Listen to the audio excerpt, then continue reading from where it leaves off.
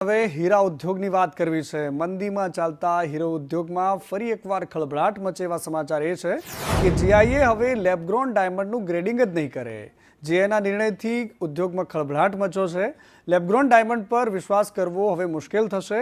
હીરાની વિશ્વસનીયતાનું સર્ટી આપતું જીઆઈએ છે અને લેબગ્રોન ડાયમંડ એસોસિએશનના પ્રમુખ બાબુ વાઘાણીએ નિવેદન આપતા કહ્યું છે કે જીઆઈએ સિવાય અન્ય સંસ્થાઓએ નિર્ણય કર્યો નથી। જીઆઈએ પાસે માત્ર ગણતરીના સર્ટિફિકેટ લેવાના હોય છે।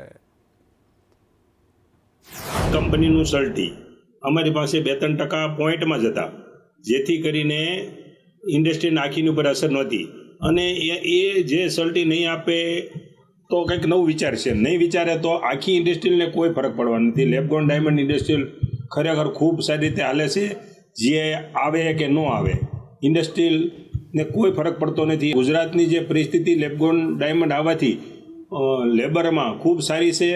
હા, નો ડાઉટ નેચરલ ડાયમંડનો ધંધો ઓછો થયો છે,